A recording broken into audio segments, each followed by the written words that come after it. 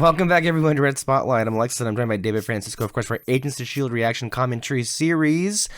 We are now barreling toward the end of the first half of Season 2. This is, of course, the S.H.I.E.L.D. recap series for those Agents of S.H.I.E.L.D. fans that want to come back on here and talk endlessly about one of their favorite shows of all time and scream it into anybody's faces who will be willing to listen.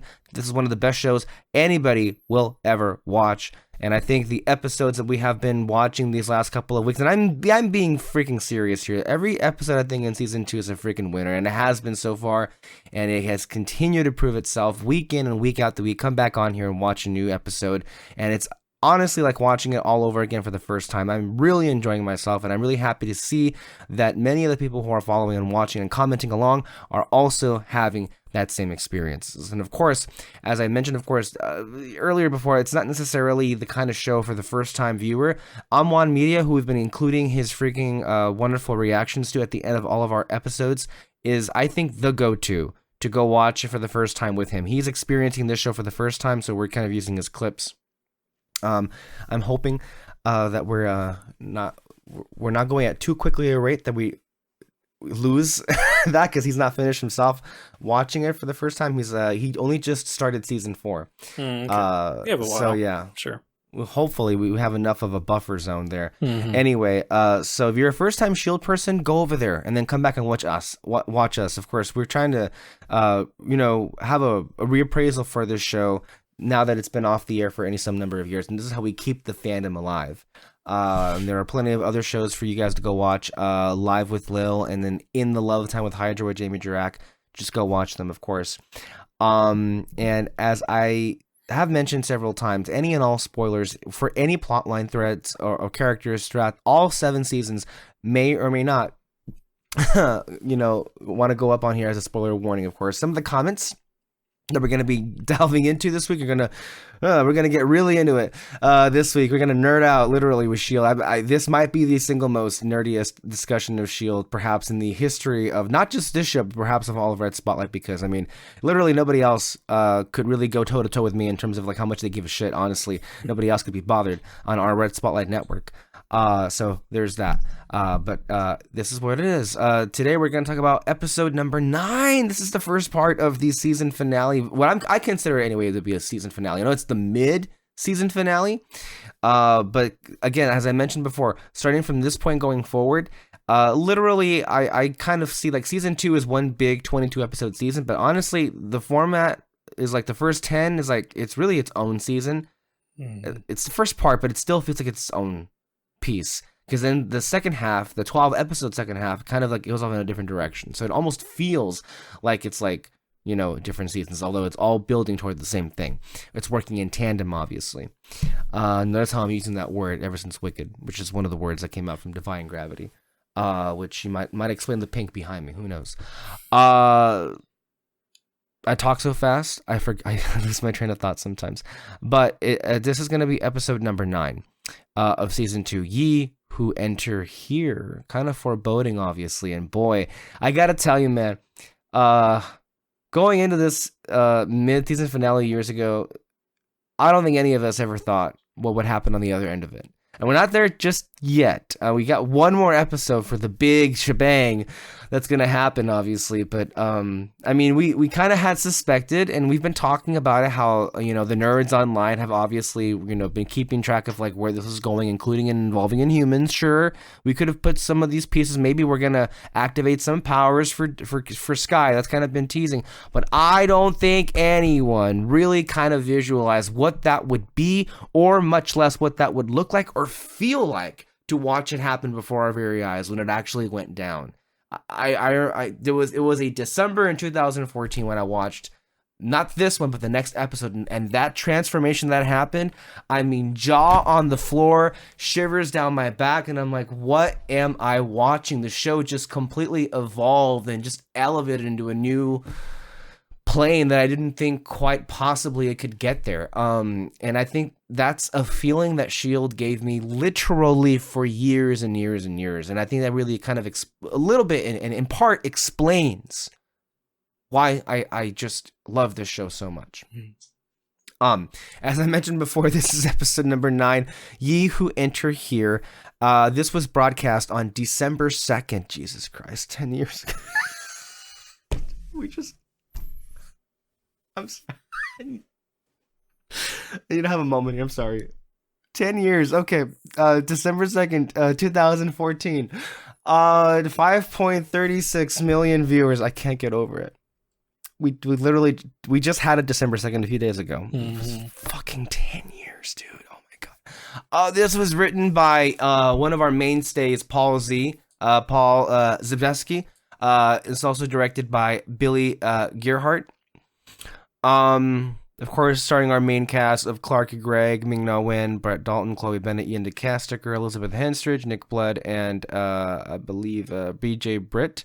And this also features the appearances of Adrian Palicki as Bobby Morris, Henry Simmons as Alfonso Mac McKenzie, Ruth Nega as Raina, Reed Diamond as Daniel Whitehall, Patton Oswalt comes back as not just Billy Koenig, but Sam Koenig.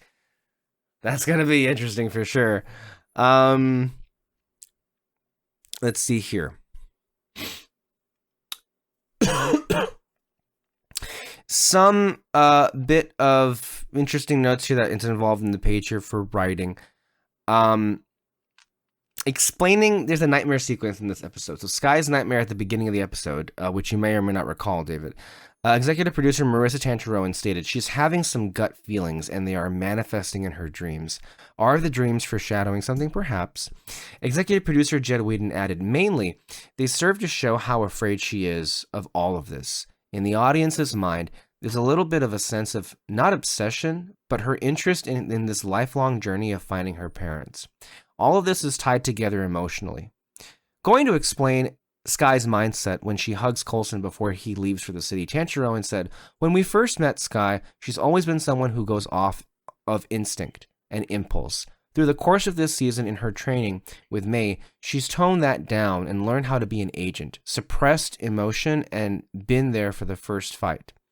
It's a nice moment that brings us back to the old Sky and the heart of her relationship with Coulson, which will always have elements of a father-daughter relationship. For some reason, she feels more concerned than usual about this mission, so she gives him a hug. It's just a nice way that she's that old Sky that acts on impulse and wants to show she cares. Well,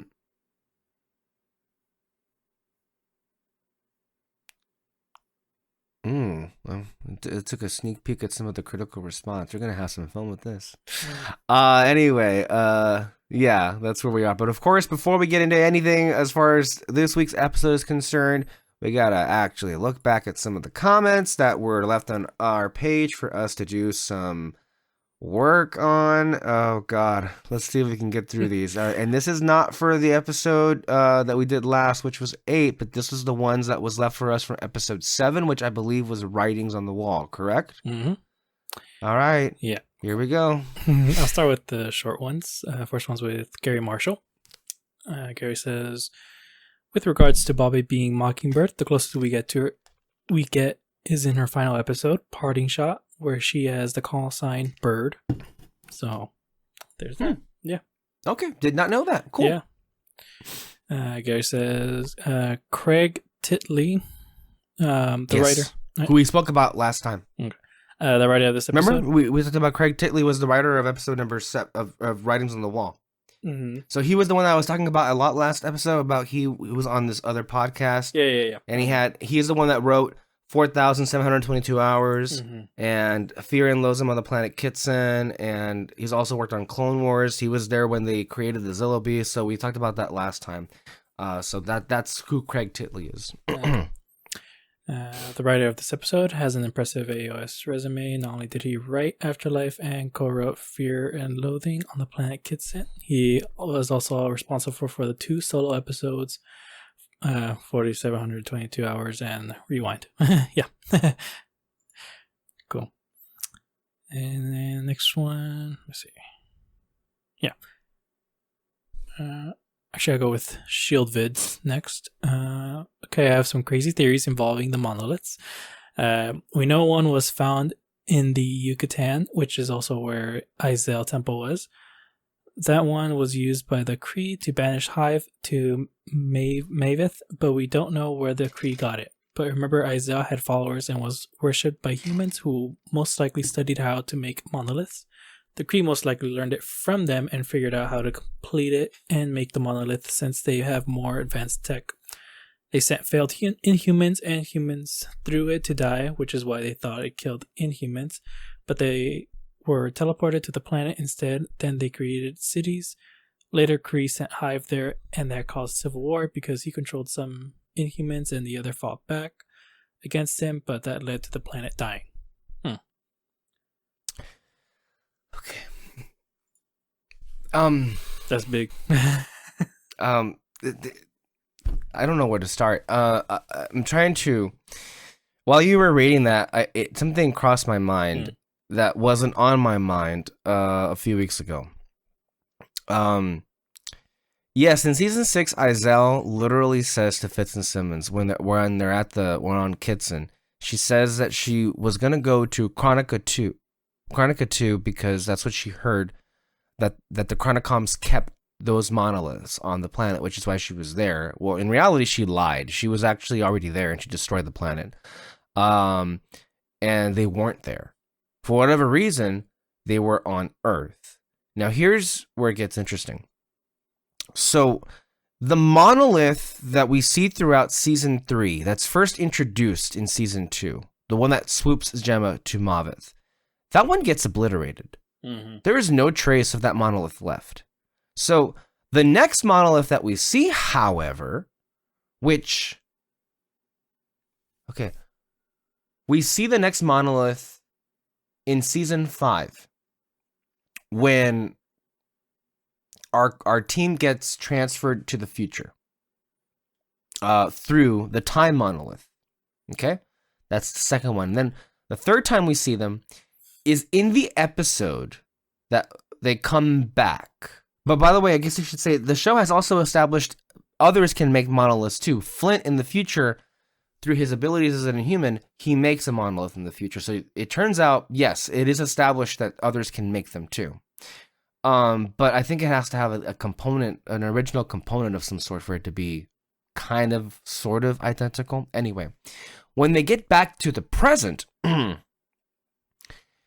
they first discover the lighthouse in the present day, May and Fitz discover that in one of the hidden areas of the base, there are not one, not two, but 3 monoliths that are encased. I presume that because there's the monolith that sends you through space, the monolith that sends you through time, and the monolith of creation. The creation one, we don't even know what the hell that is until the season thereafter. But the one that is the white one that sends you through time, I assume that's how Enoch was able to send into the future in the first place. He just took that one out of the casing. But then one has to ask, well, then how did Enoch know about them? And you could make, I think, a direct through line that Enoch just brought them from his home planet. He just knew because the Chronicoms had kept them for hundreds or maybe even thousands of years. Who even knows how long they kept them? They had their own, I guess, monoliths, which is apparently well known throughout the galaxy, which is why Izel was making her way to get to Chronica 2 in the first place. So you can make a through line that Enoch, knowing that Enoch was convinced to intervene because of Robin basically telling him through the drawings, there's going to be an Earth level extinction event, whatever it is. So he needed, you could say, theorize, to come up with a way to get the SHIELD agents to the future. He would have already known of a way to do that because his people kept those monoliths. So you could, I'm not saying this is for sure. This is me just going out there, and for the first time, I'm just putting it together in my mind in real time. So bear with me. But you could make the argument that, okay, Enoch's from the planet where they keep them. He knows a lot about his people. Oh, I'll just go back home, scoop these up, and yeah, thumbs up. Scoop these up, bring them back over here, and then by the time that Izel got to Chronica 2, of course, that's why they were gone, because Enoch took them. And she was already there late because they had already blown up in an explosion, which caused Coulson to go down there and seal them up in a Pokeball, basically. But by doing that, the three energies of the three monoliths combined, and it copied him, sent him back in time, and then reached into the dimension that Izel comes from and pulled Pachacootic and then morphed it all together. That's the best explanation I can come up with, based on what, and by the way, the show doesn't really explain any of this, but if I'm just going to theorize what was the thinking of the writer, I don't think it was really that important for the show to get into it, honestly, for what the story they were telling. It's just us fans trying to get into the mindset of these writers who are coming up with these, because I think it is one of the more blatant, like, examples of like, okay, but wait a minute, you were saying so much in the earlier seasons that this was Kree, and the Kree used this to banish the Inhumans. Gordon, who we've yet to meet on the show, but he says in the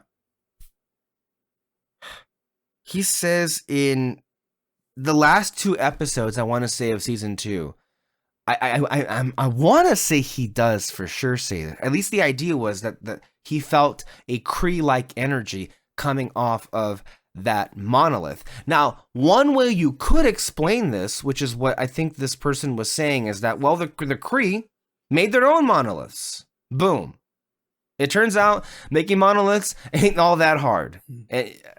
Anyway, I think what we need to do is send an invitation to Craig Titley. Maybe he can come on the show and I can ask him these questions directly, because I got to tell you, and I know I last time I spent a great deal of time trying to, explain to people that they should go and watch his appearance on that podcast I mentioned, Love and Time of Hydra, because you can tell this guy loves this show and has so many more stories in him to tell. And I bet you if I'd asked him that question, and I'm not even sure he'd have a straight answer, but it would be really nice to pick his brain, and maybe we could come up with an answer together. David, I therefore put it back to you. Did any of what I just say make sense? 'Cause I feel it kind of did, but then I can also see where it would just completely go over so many people's heads. I'm trying to bridge like mythology from season 2 to season 6 and 7, and then and I'm just like, again, what's the proof that any of this even tracks? Well, in the dialogue, there's a lot of mumbo jumbo said, and like, okay, well, if this is true and if that is true, I don't know. That's my best shot. What do you think?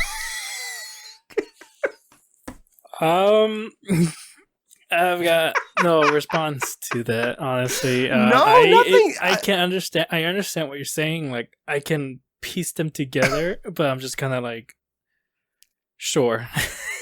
Because ultimately for me it's just okay, Izel, it doesn't matter. It's connected to the monoliths. I don't know whether or not she created them or not. Whatever.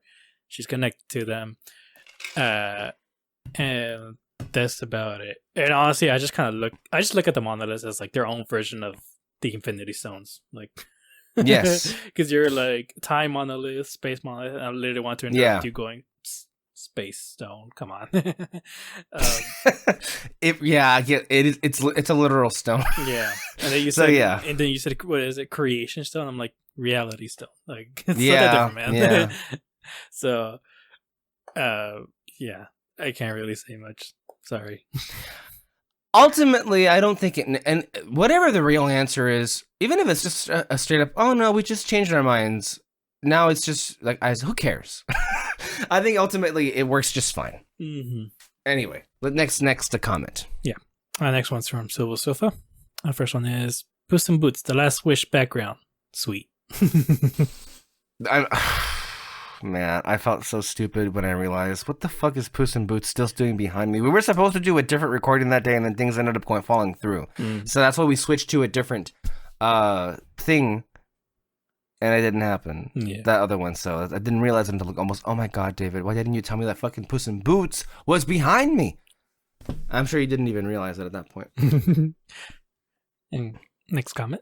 Same thing. So Happy Thanksgiving, agents. Hope you are both doing well. I love this episode for many reasons. I wanted to highlight how AOS not only tied into the MCU, but the Netflix Marvel shows as well. This was the first mention of Micro, who is connected to Punisher, and is also name dropped in Daredevil Season 2. I like nod that Micro was part of the Rising Tide and was hacker friends with Sky as well. I don't remember Micro from the shows. He's like his friend. He's his only friend in the Punisher show. Okay. All right. Okay. Next one's from Serenity Forever. I mean, yeah, the only way I can square the constant monolith Dialis. The Dialis. That's the actual name for the. I know I called them the creation monolith, the space monolith, the time. God, the more I say it, they are just Infinity Stones, aren't they? But when Izel comes on into the show, the official name for the monoliths they're called the Dialis. Yeah. Okay. Dialis retconning is that Izel mentions they were stolen, and we know the Kree were a conquering race. It's essentially that scene with Killmonger in Black Panther, a scathing rebuke of British colonialism. I don't know how they would have found the Fear realm, though, so maybe someone else stole them, and the Kree took it from that third party. They just needed a way to trap Hive elsewhere. Edit, you forgot to mention that Strucker Jr. shows up next season. Oh. And then... Yes, I did forget to mention about Strucker Jr. There's a long list of Agents of S.H.I.E.L.D. characters. Yeah. Some are stick in my mind more than others. I will tell you that. This is no disrespect to Spencer Clark, who plays that character or that character itself. But let's just be honest with ourselves that there's a good category of Agents of S.H.I.E.L.D. characters who are cannon fodder. Such as the way that he was disposed of on the show, which will forever make me laugh so hard. You know who I'm talking about, right? I remember now. Yeah. Yeah. I'm not going anywhere. Come on, that's one of the best moments ever of the show. So yeah, but that is true. I forgot to mention that, but I guess to what else was said about the Kree taking them.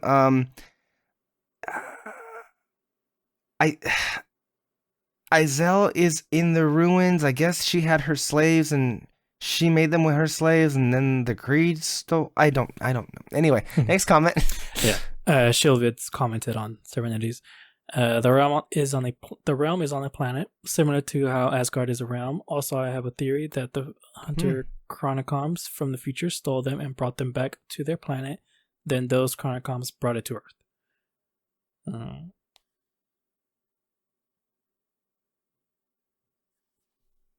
Shield Vids commented that? Yeah. Okay. I meant to say this. Can you, if you watch this, we just read your comment, can you elaborate? Because,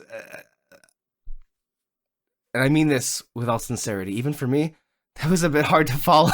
And David is just like, what the fuck is this person saying? Like, I get the players involved. I'm not necessarily seeing, like, okay, you mean the Chronicom Hunters? Okay, yes, so the main adversaries in Season 7, you're saying that they went back in time to drop them off. No. I need more explanation. No, that they stole them from Realm Planet, I guess. Okay. And then brought them back. Yeah. Stole them, brought them back to their planet. Then those Chronicoms brought it to Earth. My question would be why? That's a big why. To me, it makes more sense that Enoch just like, well, we have them. Let's just bring them over here for time travel. And the other question is like, what the hell would the Chronicoms even want those monoliths in the first place? Why they even were on Chronica 2 in the first place? That's a better question to ask. Mm-hmm. And I also am not convinced that the Fear dimension is just a realm like Asgard. I would assume it's like a Ghost Rider kind of supernatural like realm that's more ethereal, right? Like that's not because they made a big deal of the fact that in their realm, death is meaningless. Like it's just they're not, they don't have like corporeal beings. So, but I'm not necessarily knocking that down. I don't know. I think that requires a bit more explanation for me to buy into it. And then Serenity commented on that. It's more finding it rather than it being a planet. Izel and her people feel quite private and hard to access without a dialysis. Oh, your Chronicon theory makes sense. Cool. We don't get it. But you know what? More comments, the better. What I find interesting is that I think it's nice that there's no one answer and people are coming up with their own theories. Yeah. So if anybody who's watching or listening has their own theories, hey, have at it. We'd be more than happy to read them. David will be just like, oh, I'm just reading gobbledygook here, and I'm trying my best to try and. But yeah, I think if we have this conversation now, perhaps it'll save us from it being the majority of our conversation in season 6. But of course, it's like way down the line. Next comment. Oh, that's it. That's all. Okay. All right.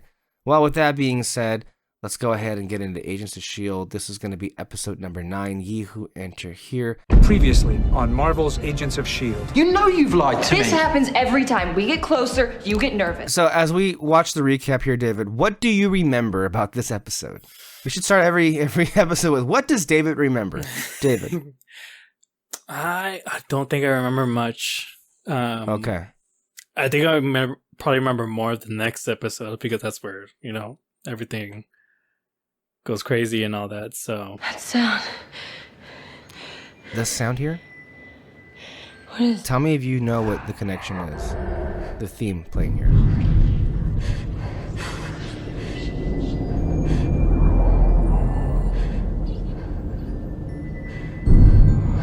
Coulson.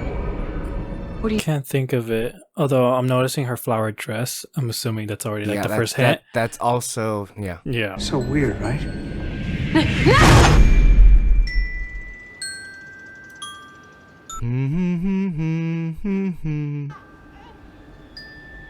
Sacrifices have to be made.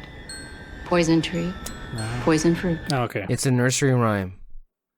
That's a nursery rhyme that the twinklings on you here. Mm-hmm. It's a nursery rhyme that Cal says in a future episode he sang to her as a baby. Coulson.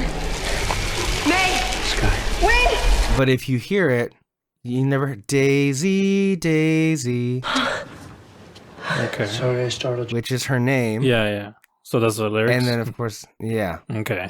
I think so. Yeah, Also kind of cute that she mentioned Coulson and May as her as parents. mom and dad. Yeah. Yeah. Coming through. Hey, watch out. Coming through. But it was a pretty fucked up dream. It's like it's all the things coming together. Mm-hmm. What? Something wrong? Storm's coming. No, weather's fine actually. There's not a cloud in the sky. Mac's been through this so many times where he's just like, here we go again. Mm-hmm. Here we go again. Because I need to. Fitz could not be more oblivious. No. The senator? What? No, it's Simmons. I have to give her a case, and then I thought. You know, at some point you're gonna have to talk to her, right? And of course, Mac just cuts to the bullshit, and Fitz just like, okay. Very lucky trip. If they hadn't used that clotting agent on your wounds. When was the last time Fitz and Simmons even spoke? 'Cause I can't even remember. I think it was that first conversation that they had. What was he like? This guy's there? Yes. That man was out of his damn... hey. My dad, Ward, the obelisk, the city, it's all messed up. And that's really sad. I mean, she has to keep living this, but it's like, it is all messed up when she said it just like that. Her dad, the obelisk war. We're good. That's right. Yeah. Nothing but positive thoughts from here on out. That's not Ward, is it? It's also like very understandable why she would feel this because Yeah. she is at the center of it all, and not Literally just, of all of these things. and not just like, oh, her dad's going crazy trying to look for her and all that. It's like, no, it's like you are connected to the location that they're going to, what that metal thing is, the The alien DNA in her blood that didn't affect her, which leads her to feel she's part alien. It's always been inside of her. The alien writing. Everything. Her dad coming to Hydra, and all. Oh my god. Mm-hmm. Which Hydra itself is connected to her because Hydra is the reason why her parents were gone. There's so many layers. What about the obelisk? It's still dangerous all on its own. One crisis at a time. That zoom into Mac and Bobby was very telling. I've been thinking about our next trip. Maybe Shanghai? You have expensive taste. And a wandering spirit. It's hilarious how easy Reina can just wrap her arms around anyone. Like, she doesn't even have to work for a living. She just finds money. Stay close. Stay quiet. Can I have that gadget? Dude, that's so actually cool. nice. It really is. Come on, you got to give it up. That was Agent 33. To them. She was wearing a nano mask disguised as May, but May electrocuted her right in the face. Oh, that is so badass. Oh god, the delivery of that. You don't want Sky anywhere near that city, do you? It's not the city I'm afraid of. It's her lunatic father. Keep an eye on her, okay? Of course. I'm her SO. I barely had a moment to process what he was saying or how I felt about it. Next thing I know, he's giving me the oxygen, water's rushing in, and he's laying there in the hospital bed. He's so pale. How long was Fitz in the coma? 9 of the longest days of my life. Man, that's a new detail that we haven't heard before. I wish I could give you some advice, but I've never been friends with a guy first. It's always been a roller coaster. Fast out of the gate, hit the drop, the turn, the loop, the screeching halt, then back in line to do it all over again. It's a great analogy, I guess. Mm-hmm. Or metaphor. I don't know which one of the two it is. It was really important to get to this. You know, last time we talked about a comment that was like, okay, well, how come we haven't gotten to Simmons? Well, again, with it being a TV show, we get a little bit at a time, right? But it was really nice as we kind of closed this first part of the season to get to this. And I feel like it's one of those things that you don't really quite realize it until it was said out loud. But I just think Gemma was just telling you, like, it was just too much. It was too many things at once. This person who I never thought of as anything else is telling me that he has feelings for me. At the same time, this is what he's telling me? I don't know how I feel about this. We're just about to die. He pushes a goddamn button. He sacrifices himself, kind of.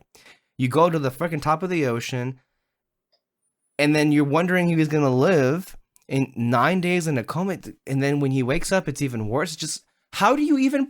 There is a thing of getting hit with too many things at once before you even know what to do or make of half of it.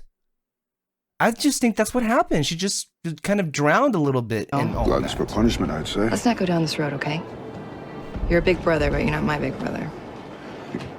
Your personal life, that's your business. I'm just wondering if it means you're bringing Hunter in on the other thing. That? No. And then here is this. Of course, Rich for Bobby to say, you don't have trust. Well, speaking of that, these two have something up and running themselves, and that's where, here it is.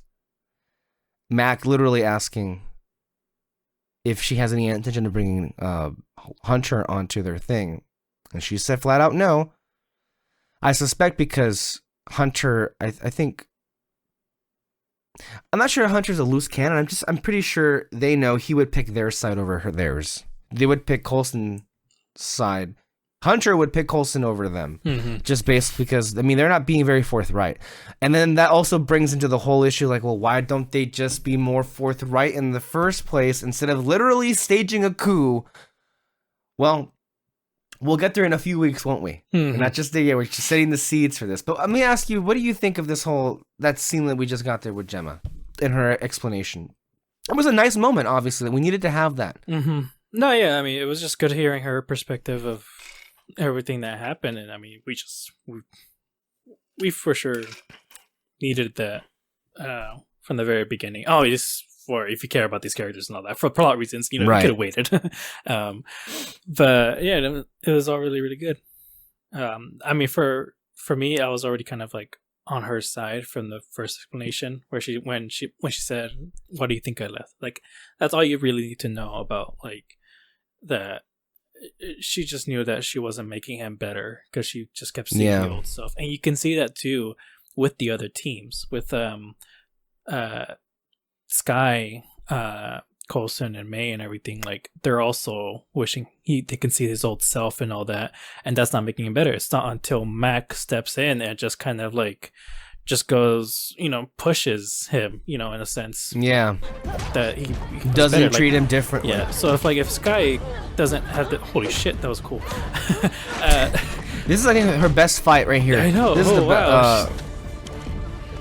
she hasn't really been in much hand-to-hand combat here. Like, again, you got to keep in mind she's a brand new agent physically, so little by little she's been building. But I think this is the most we've seen her get into it. Yeah, as far as a hand-to-hand, for sure. Yeah, I gotta rewatch that one. I don't see the time stamp, but whatever. Just because it looked like a really cool, very close hand combat and all that. I don't know. Where was I at? you could just watch. It's okay. Yeah, we just watch it and it'll come back to you. We got time. This is a good fight. You can tell they're upping it up as we get more and more. I don't need your help. There's more coming. We need to... What the hell is that? His evil twin, formerly known as Agent 33. I mean, yeah. Yeah. I think I was just trying to say that if Sky and the rest couldn't make him better, like they literally said, like he's getting worse. There was no way Gemma was going to make him better. Right. No tails on the way in. None that I could spot, anyway. Then we're good. Have you ever had the fried plantains here? Also, I know S.H.I.E.L.D. and other shows, I could get a lot of crap for like looking like a TV show, but like, I think what makes up for it, I don't think this looks bad at all. I mean, this looks great for a TV show, but like, this is obviously, they're on a location somewhere, but look how good this looks because it's real. And then you go to the Marvel Studios version of this, they're still on a fucking green screen, and it all looks goddamn artificial and gray and ugly and washed out. You remember that scene in No Way Home where... Which one? All of it? I mean, the whole movie, or you mean like from freaking, what's his name? Flash Thompson. That's the exact thing I was talking about, where he was like shocked. I think it was the reveal of who Spider-Man was and everything. Yes. And that green screen just looked horrible. Oh my god. One of the worst ever. One of the worst ever. Like, he's supposed to be on it just... And by the way, it wasn't that complicated. And I don't know why... To shoot outside. Why did he even have to be outside? Why couldn't he just film it at his place or something? I don't know. I'm just making... But again, like, this right here, it's like, they're actually there. You feel it. And also, this is a good scene to show Coulson. Look, the whole point of this scene right here is Bobby is trying to gauge, like, okay, what kind of leader is Coulson? Who is he really? This is one of the first scenes we have of these two. Again, she's undercover. And this scene is going to play pivotal for her because, like, she really wants to know, is Coulson exactly like Fury? Sir, this kind of op, Fury would have a number. A number? And she's poking at him when she says this because she's trying to figure out who is this guy.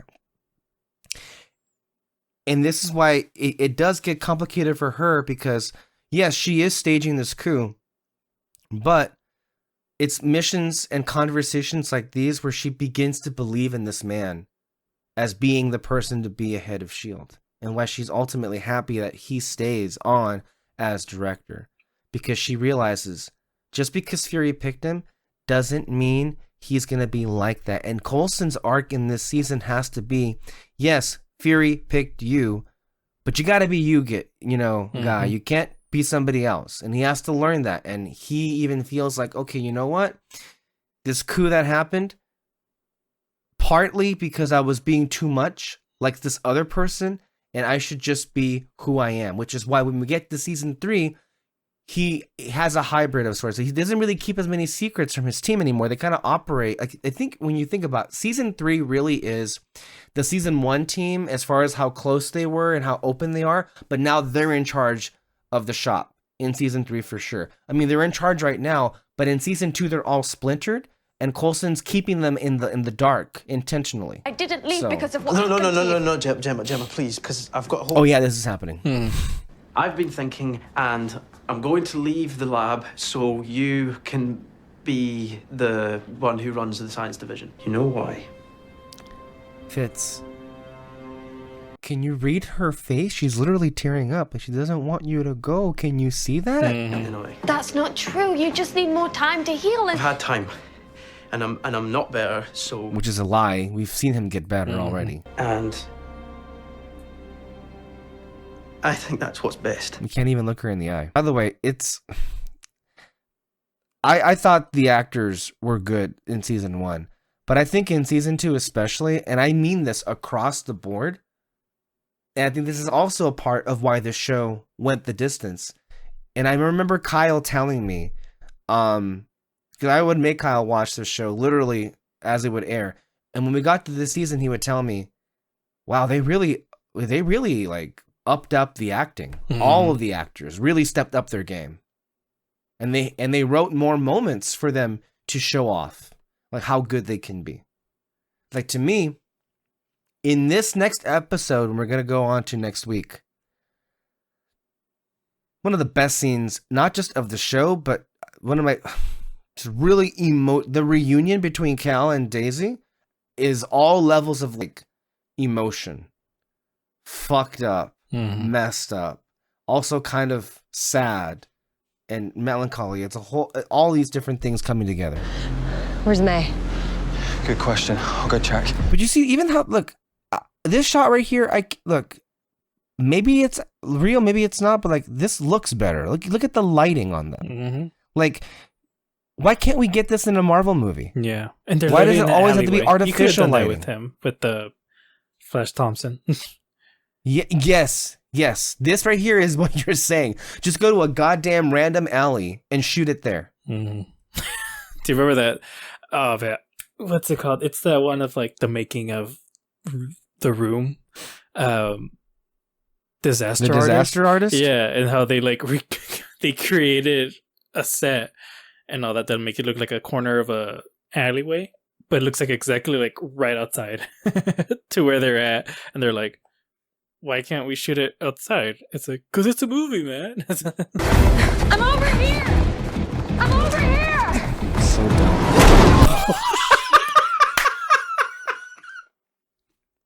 I forgot. Found May. Get in.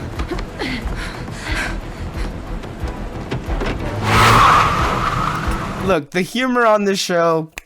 Come on. Also, how do you do a stunt like that? How fortunate. I'll get my best. Stunt people are crazy, man. Yeah. They're okay to do anything. How many of you are there anyway? Brothers, I mean. 13. 13? Look at him. Man, Patton Oswalt is such a treasure. This show got so lucky with, honestly, a lot of wonderful people coming on the show. I mean, we talk about we talk about Bill Paxton. We talk about Kyle MacLachlan. But Patton Oswalt, I mean, jeez. The Tectonic stress tectonic levels? stress, yes, and the Structural integrity of the tunnels, how damaged they are. and how deep they go.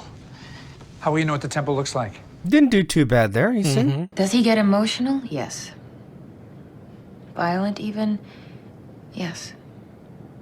But he's also quite misunderstood. And she's right about that. Yeah. It's the truth. Because ultimately, like, he is all of those things, but he's not the bad guy here. He's the furthest thing from the bad guy. And then it gets even more fucked up when you realize her mom's the bad guy. Before I met your father, I was a lost soul with no clue of where I belonged. The daughter he never had. No. No. No one could ever replace you, Sky.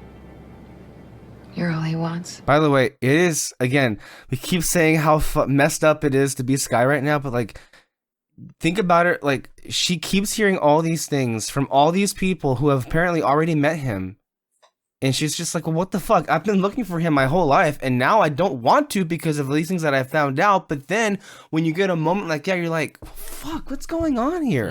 Only the worthy are allowed inside to witness its true power. And what happens to the people who aren't worthy?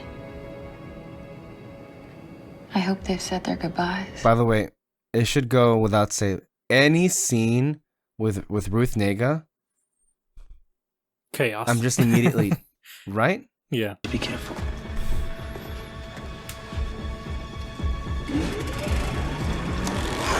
But speaking of Ruth Negga, I want to see her in more movies. Mm-hmm. I know she had that one movie that she got nominated for an Oscar, but we need to see more of her. Mm-hmm.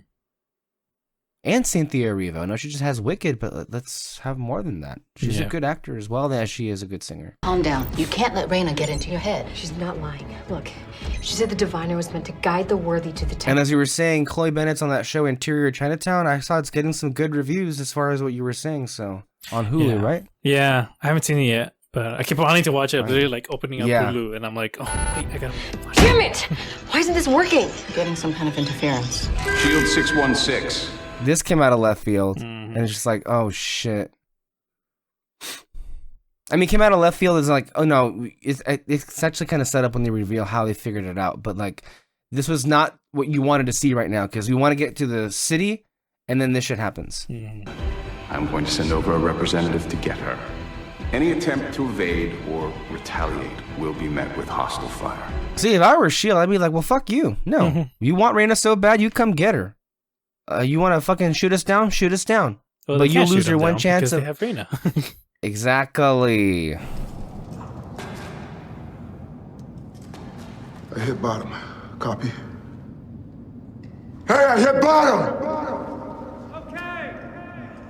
This is a nice touch here of somehow the city just completely disabling technology. That's something we couldn't have prepared for. So it also just adds in another layer of like, oh my god, what's about to happen here? You know? And then between that and this right here, this fucking scared me. Like legitimately, what happens to Mac here? It was like, I felt it. Like, look at this, look.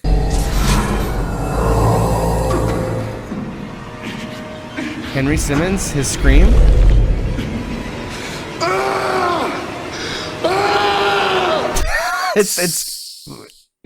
But it's effective, and then the scream. I'm trying. Is it max power? Oh, he's struggling on the line! Before the dwarves went down, they scanned for signs of life. All readings were negative. And then what happens here? It's even crazier. Oh my god, this.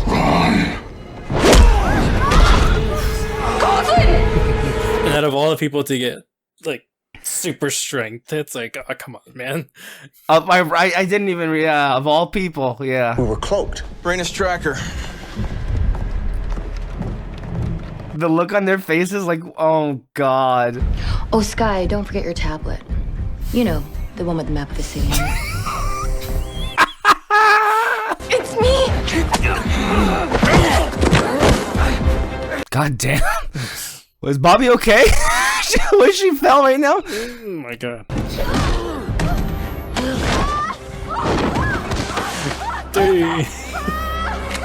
That was a close one, man.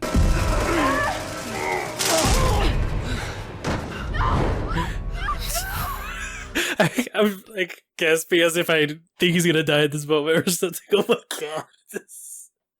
I mean, you're that invested into it, and I feel the same way too. It's like, I know it happens. I've seen this so many times, but I'm still just, like you're watching it for the first time. It's like, what the fuck? He just fell. Is he dead? Yeah. That's how good this show is. Oh my god. That's so good. He also took a hostage from the plane. The S.H.I.E.L.D. agent named Sky. He said it was a insurance policy. Really? I'm curious. I'll have to ask about that when we join him. Oh my god. I can't even speak right now. This was so good. I'm not even gonna try. Let's just go to Amwan and let's get a feel for what he's got to say, because this is so good. Well, shit. That's such a shitty situation, man. Raina just wants to get this shit done. Like, this is something that she's built up in her head and her entire life. Whoever can get her to that end she's going to use and piggyback. But I like that more and more information is being revealed to Skye about everything, about who she is, what she is, her role in this, everything. We found the temple. If they go into it without this diviner, whatever happens to Mac happens. He was turning his eyes red. When he was getting damaged, he was turning blue. It's almost like it was trying to like turn him Kree almost. I don't know. It was weird. It was such an interesting thing. Can we get him back? Can we change him back, cure him? And they're just going to leave him down there. I mean, I don't know what else to do in that situation. Pretty much everything wasn't working. And it was 100 feet. But he was taking all those shots. He was, icers were just bouncing off of him, not doing anything. I'm hoping, he's not like permanently damaged from the fall itself. That would be unfortunate. But Ward seemingly is keeping his words, at least. He's playing his cards, and he's like, even seems like he's definitely playing his own game, because Whitehall didn't know about the Skye thing. He was under the impression or expectation that Ward was going to take the plane down. He was like, nah, he took collateral and he's going to let them go. But Whitehall ain't having that. And he's also curious, like, well, how is that girl collateral? He's going to start asking questions, because I'm sure he doesn't know all the things that he needs to know about Skye's father, whom he's partnered up with right now. Ward's such a weird-ass character, man. I don't know what his goals are, except for his obsession with Skye. Like he'll do whatever it takes, and whatever in any other situation, anything to do with her, he's just like, I told you I'd help you meet your father, blah, blah, blah, I'm not lying to you, blah, blah, blah, la, la, la, la, la, everything. He's trying to make everything about that as perfect as possible while also maintaining his own autonomy and freedom. Like, he's kind of done pretending to be on any side, and he's just Team Ward, and Ward wants Skye. Past that and anything else, he's like, I don't want to kill any of you all, but I will if I have to. I don't know, it's good, yeah. And then Skye, in multiple moments throughout this, I thought she would have planted something on Coulson, but it was purely based on that dream, too, the way she also looked at May in this episode afterwards, too, because in her dream, in her recollection, they were her parents. So that was her reflecting upon her own origin in this mystery. And like Raina said, like, maybe even because of the DNA that she's got or what she is, like this inheritance or this people or whatever's been passed on, because she says they're still human, so she's not like a hybrid or half Kree or anything like that. There's just something in her. I don't really know exactly how that works, but it's something about that, maybe like that genetic memory that implants that DNA in the vial that was given to everybody else that compels them to find the city. Maybe that same genetic memory is what allows her to kind of call forth to echoes or memories of even like the moment of her birth. Like when she was experiencing that, hearing that tune from that music box, obviously that taking the form of the obelisk when she grabbed it, the same metal material, and it morphed, and it was just all these little things. And then Raina was like, no, you met him. You did when you were born. Also, while all this is going on, Fitz and Simmons are struggling to figure things out.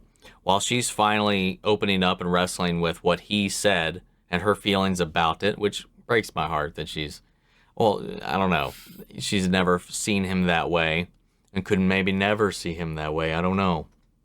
And then after everything that is gone by, I don't even think he's like concerned with that aspect of it anymore in his current state. I think his current state, for the most part, everything he's concerned with right now is his usefulness. And while he can't be useful around her, because it just calls into question who he was, it makes him doubt every move, it just exacerbates some of those feelings. And I'm sure a lot of it, and some of it, does have to do with those unresolved feelings between the two of them. What he's saying, he's like, I can't work with you, but I can work for you. So I'm giving you the science division. I'm just going to go hang out in the garage with Mac, where, he can understand me. We get things done together. It's just, we just don't work that way anymore. And I think it just reminds him of how things used to be, and it just makes it painful because it's not that anymore in any way, shape, or form. Even taking the whole confession angle and the whole fact that got put out into the wild, nothing about their dynamic by this point works the way it used to. And it's just a constant reminder of that. So I don't know. I really don't know. I'm sure he definitely feels that way still, but that's not his primary concern that I'm reading right now, is that element of their relationship. It's really just all of the relationship, everything about it, and he just can't reconcile with that either. Again, I love the reinforcing of Coulson, his ideals, his differences from Fury, when we have Bobby coming in questioning what he's going to do, what his motives are, once they find this thing. Love seeing all that. Again, like there's this allusion to the Mac hat as well, to something Bobby's keeping from Hunter, and I don't know if that's something I'm supposed to remember. If I'm supposed to remember that, I don't feel like that's been revealed up to this point, but I'm not exactly sure if I'm just not remembering. Otherwise, looking forward to seeing what that's all about. So something happened that she's just refraining from revealing to Hunter. Overall, another solid episode, man. Also, this this freaking Robo May. It's an interesting thing to play with. Is this entity on the other side, on the other team, that looks like May, but it's just got this distorted voice, the scar and all that. She can't really hide as May anymore, but at certain angles she can kind of get away with it. Ming-Na Wen getting to play this regular version of this character, and then this kind of like distorted version as well, working for the other team, which is, I imagine, as an actor, is fun as all hell. But the fights were great. We're also, again, accentuating how much and how far Sky has grown, which is always great. And yeah, solid episode, guys. Comments? No, I mean, but I feel about the same. I mean, I like that it's always fun watching him trying to theorize what's going to happen next, what's been going on with the show and all that. Like, that's always great. Here's some responses. Nerdists, Joseph McCabe criticized the terrible cliffhanger. Terrible as in, like, he doesn't want to see a cliffhanger? Or terrible as in, you're obviously doing this for... I don't even know. He said, I'll take awkward cliffhangers tacked onto jet-propelled episodes any day over the boring consistency of S.H.I.E.L.D.'s freshman year. Oh, how kind and generous of you. Kevin Fitzpatrick from Screen Crush felt it was important that the series stick the landing on the final 2 episodes of Season 2's front half, and while we expect the story threads to pay off more handsomely next week, Ye Who Enter Here ended up feeling a little lighter for it. If nothing else, the brisk pace and impressive action choreography throughout the hour kept things humming along nicely enough. He was very pleased that Fitz and Simmons talked about their feelings, but said it seems almost as though Ye Who Enter Here wasn't quite ready to deal with any actual ramifications or feelings gap between the pair.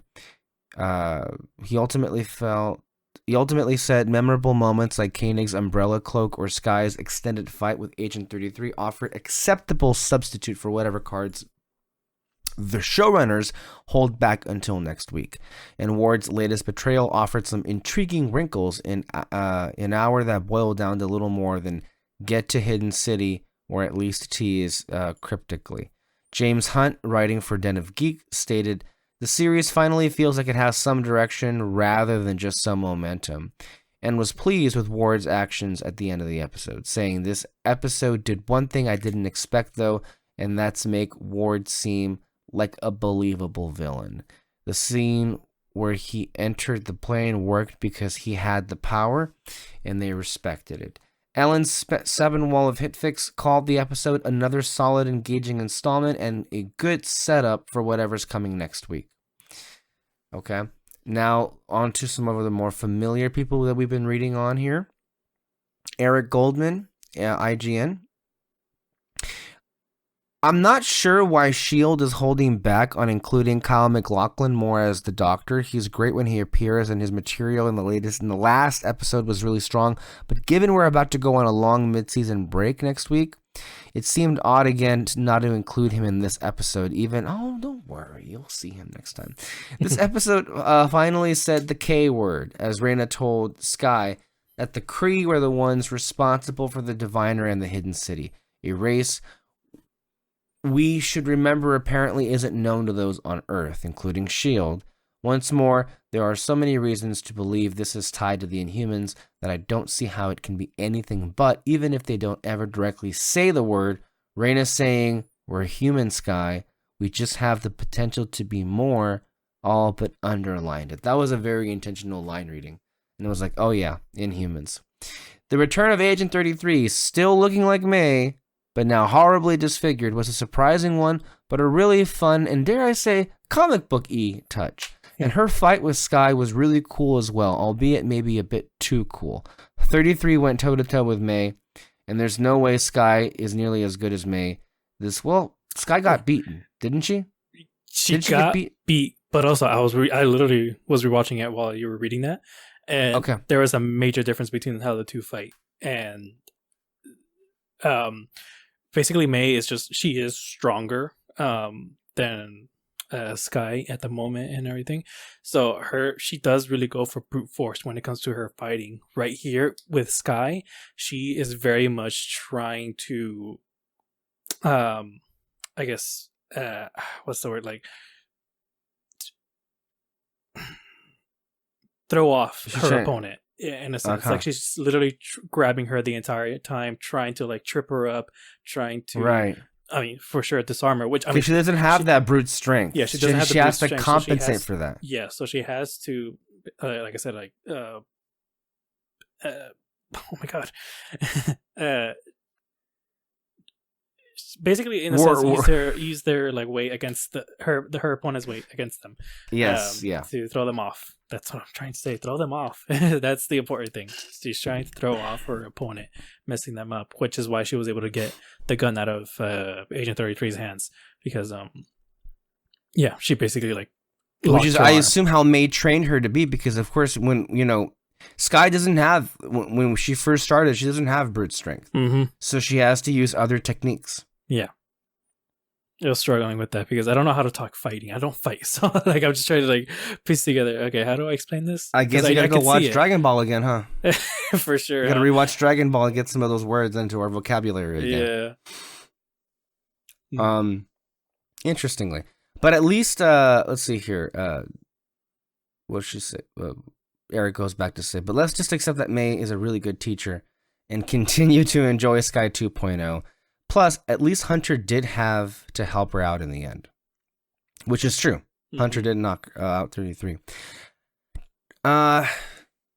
Anyway, meanwhile, Fitz and Simmons continue to deliver some very strong emotional moments. Fitz telling Simmons he no longer will work in the lab was given added weight by Ian DeCastiger and Elizabeth Henstridge, with the latter providing some heartbreaking emotions and tears on her face over the situation.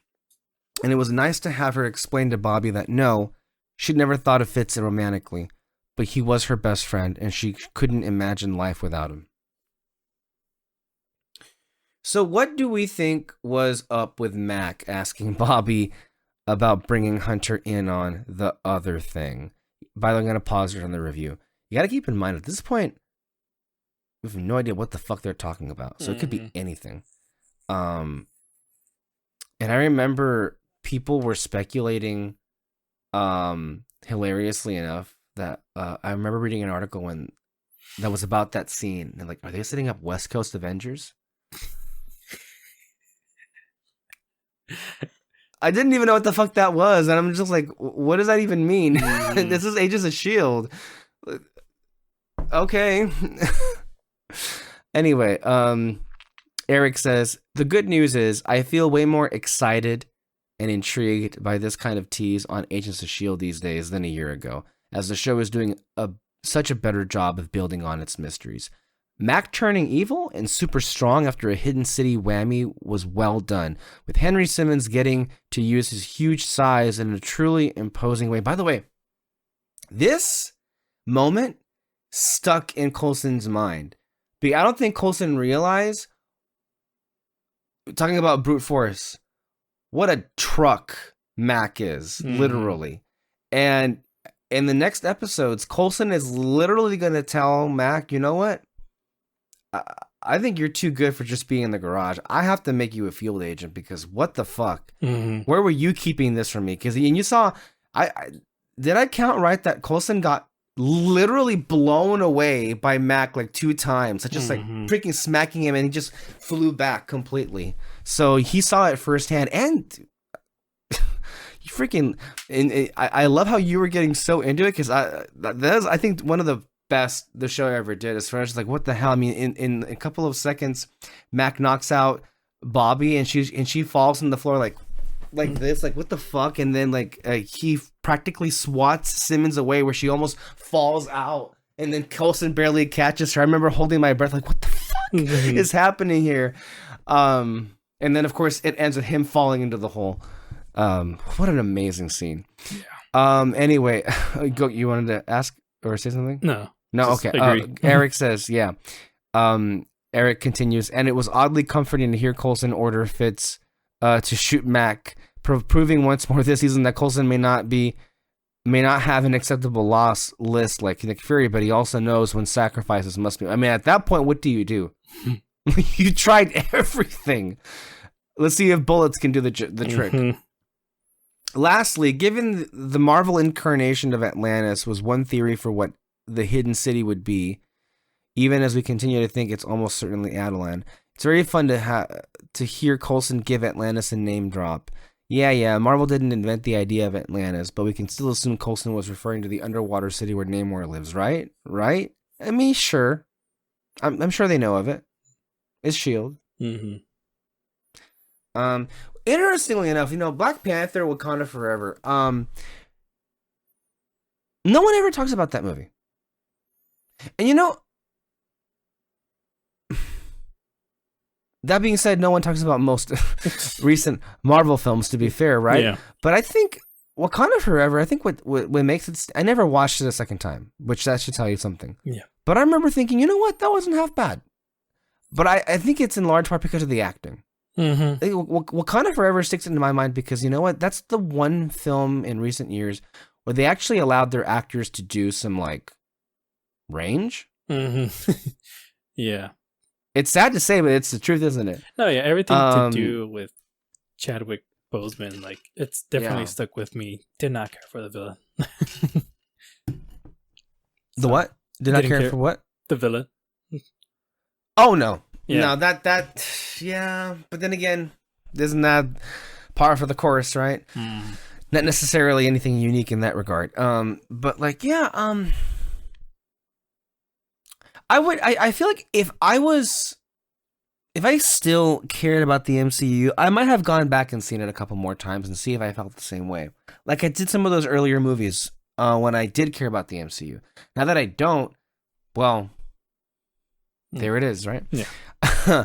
Anyway, Oliver Sava, what did he have to say? Agents of S.H.I.E.L.D. isn't taking its time with its current Hidden City plotline. And that is extremely refreshing after a first season that dragged stories out way past the point of intrigue.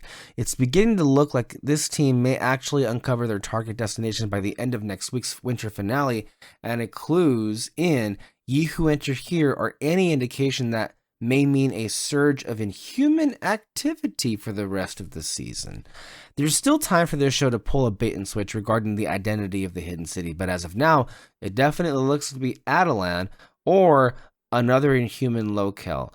Last episode made mention of Blue Angels, and this week Reyna confirms that those celestial visitors were known as the Kree, the alien race that spawned the Inhumans in the comics by experimenting in prehistoric Neanderthals. Reyna also talks a lot about unlocking her and Sky's potential, another hint that this show is gearing up for a big event that will result in a lot more superpowered characters in the MCU. Well, at least on this show. I don't know about the MCU. I'm hoping that if this show does go down the mass Terrigenesis route, the transformations are more dramatic than what Mac experiences this week when he touches, don't worry about that, touches the engravings at the entrance of the Hidden City. Mac feels intense pain before gaining super strength and going into and getting to Berserker Rage, which could very well be the city's defense mechanism to prevent intruders Bingo. Or it could mean that Mac is one of the worst. No, it's the first one. Yeah. Let's not waste time with that. The major character work this week comes from Fitz and Simmons, who finally have the talk that has been a long time coming. But it's a one-sided conversation. Simmons wants to tell Fitz that she needs him in her life, even though she doesn't have romantic feelings for him. But before she can explain herself, Fitz tells her that he'll be leaving the lab so that he can work with Mac down in the garage, which he won't be in her way. Where he won't be in her way. At the start of the series, I never would have guessed that these two could carry most of this show's emotional baggage. But Elizabeth Henstridge and Ian DeCaster's chemistry really solidified the relationship between the characters, which makes their breakup even more. Can you believe what this person is? Do you remember what this person was writing about these characters way back in the beginning of season 1? Like, go back and look at those tapes. This, ladies and gentlemen, and everybody in between, this is growth. It's like, this is a person who did, for the most part, just shit all over season 1 and a lot of these characters. And now look at what he was saying. Praising the acting performances of Henstridge and DeCaster. You see? We were right. Simmons has lost that bond with Fitz this season, but she's gained a new one with Bobby Morse, who is dealing with her own complicated relationship issues after hooking up with her ex-husband last week. Scenes like Simmons and Bobby's conversation early in this episode show why Bobby has become an important part of the show in a short period of time. I'm glad that he's pointing this out, because this is true. Like Agent May, she's a veteran S.H.I.E.L.D. agent who brings lots of experience to the table, but she has a more laid-back attitude and is willing to share personal information to strengthen her bond with teammates. There is a nurturing quality to Bobby that comes through most when she's around Simmons, probably because they were both undercover together, and her willingness to listen makes it possible for Simmons to express the feelings that she's been trying to avoid.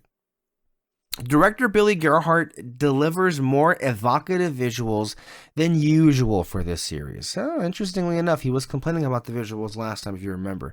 But not all of those stylistic choices were successful. The episode begins with a dream sequence that plays with dramatic camera angles, quick cuts, and varying degrees of focus, but all the visual trickery gets in the way of the story to make for an awkward opening. Do you feel that way? Awkward opening? He's talking about the dream sequence using all these kind of like camera tricks, and that's kind of like it put him off. That's what he's saying, it looks like. I mean, I think maybe the first time I watched it, I probably thought it was a little bit weird. So I can understand that. But although it was meant to be a weird dream sequence. Yeah. Oliver continues, it doesn't help that Chloe Bennett struggles with making the dream dialogue sound natural. She also has trouble convincingly playing fear and panic. Her performance draws attention to how much acting she's doing when it should be on the creepy events unfolding in her mind. I mean, dream sequences are always going to be weird, so I don't know if you can be that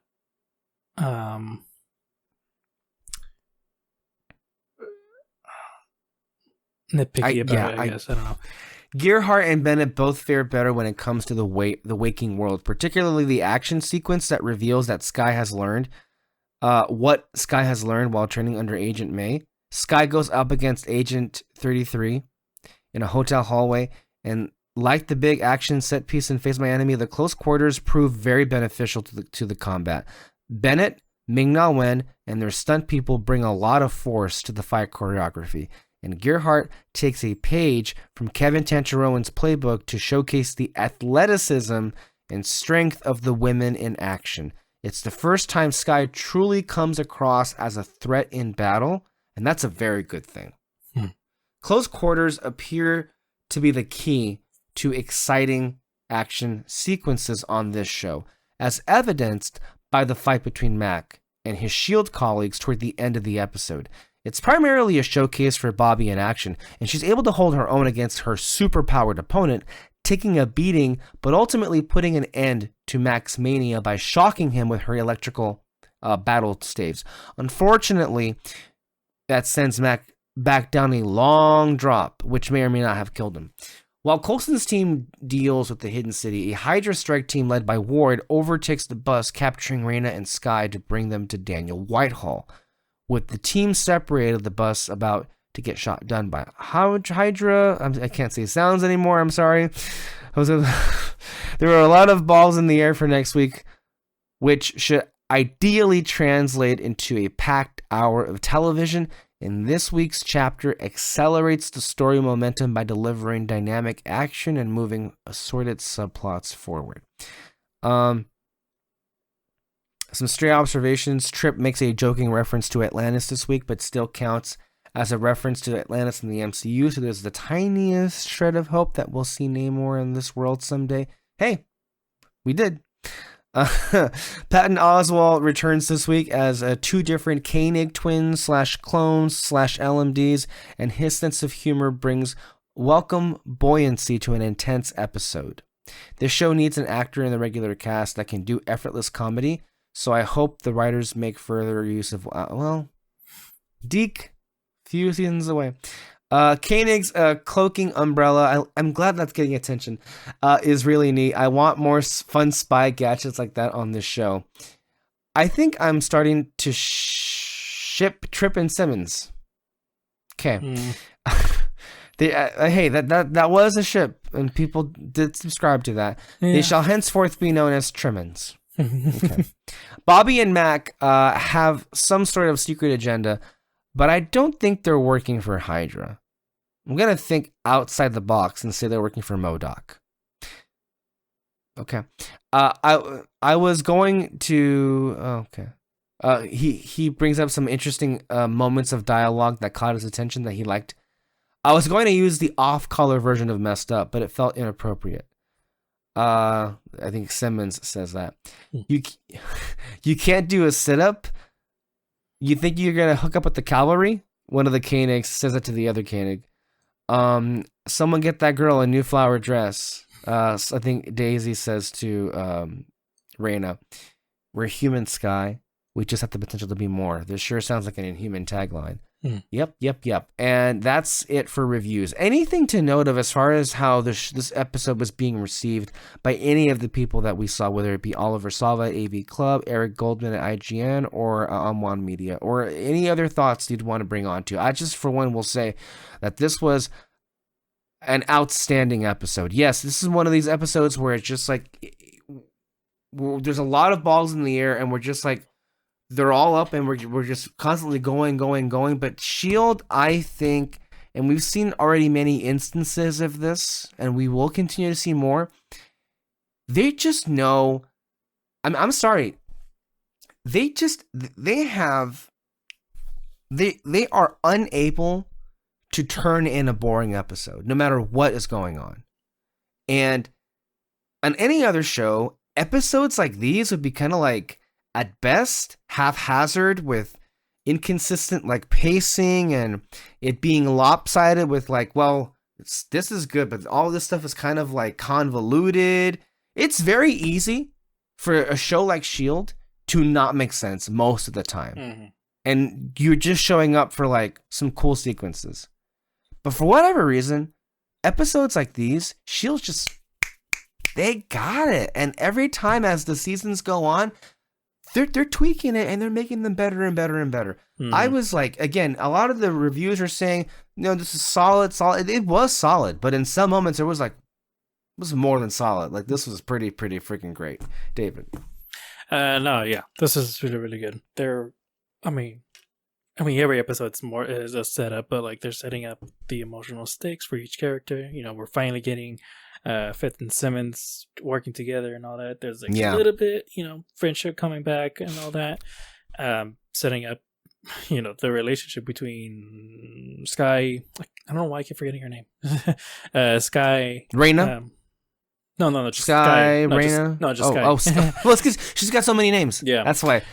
Chloe, Skye, Daisy, Tremors, Quake, the Destroyer of Worlds, Mary Sue Poots. Yeah. Pick your poison. Skye, Coulson, and May, they very much hit it hard on the head that, she sees them as their parents and Yeah. all that. So when they set up the facts like, oh, this feels different, why, it feels like more dangerous than anything before. And like I mentioned, she's in the middle of it. So it's very much like, it's understandable why she would feel that way and all that. And even Coulson is kind of like, she's in the middle of this and I don't know how to like. He wants to send her as far away from it as possible. Mhm. She's just like, because I mean, honestly, it's like, you can see what's going to happen and it's probably not going to end very well. So I feel like, yeah, the rationale to keep her as far away from this, it's got some good reasons. Even if unfortunately, it wasn't like, good. No, you go. Even if it wasn't like life or death stakes and all that, you already know like this isn't going to end well just because of how her dad is, and I mean dealing with Hydra and all that. So yeah, Ward. It's just like, God, man, he like his whole vibe is just like the big bad wolf. Just, oh God, can you just leave? The annoyance on their faces when he walked in here, it's like, oh my God, you really couldn't have.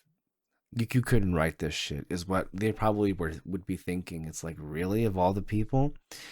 I also am glad that we took the time to point out how much of this episode was actually shot outside or on location, like, and it looked really good. And I think we can't. Part of doing this reaction series is taking into account every aspect of this show's place in history, but not, and also how it extends to the legacy of television, the legacy of film.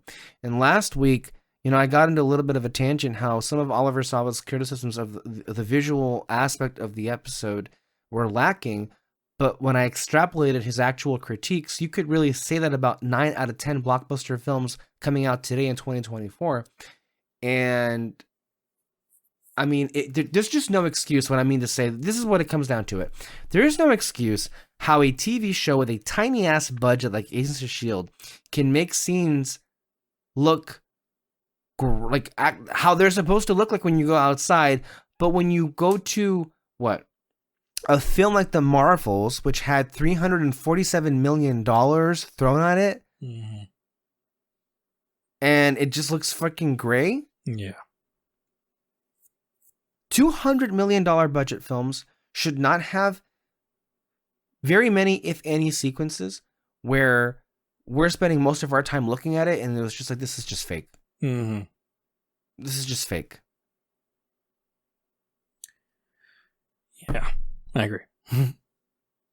Anywho, I think we're about done here. I can't believe it. We got one more episode left in this half season. And this next one we're going to watch, this is a special one.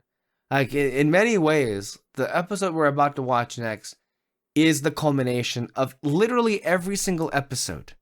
It's all been leading to this. And the show will never be the same. And the thing is, I think what's also been very effective looking back on it is it very, very expertly set that up. That feeling anyway. Even like Sky, like her being at the center of all of the storylines and her saying something bad's going to happen. I can't shake this feeling. It was teasing something was going to happen, but I don't think anyone really thought the seismic changes that would come after of the event. I think a lot of us just felt like, well, whatever bad thing happens in this Hydra mission, it'll just be more of the same in the second half. It'll just be more of S.H.I.E.L.D. versus Hydra. Not really. Like, S.H.I.E.L.D. versus Hydra is a big part of this first half of the season. That kind of goes away when we get to the second half. We have other adversaries to face in season 2B, I guess, if you want to call it. So, but it's a good thing because the show always refuses to stay the same. You could have easily made an entire season 2 with Hydra being the big bads the whole time. You could have done that. And you could have done that well. These people chose not to do that. They said, no, we can do a lot of things at the same time. Anyway, thank you very much, all of you, for tuning in again this week. Please, please, please, you do not want to miss next episode. This one This next one's going to be something real special. Stay tuned, and we'll see you guys next time. Bye-bye. Bye.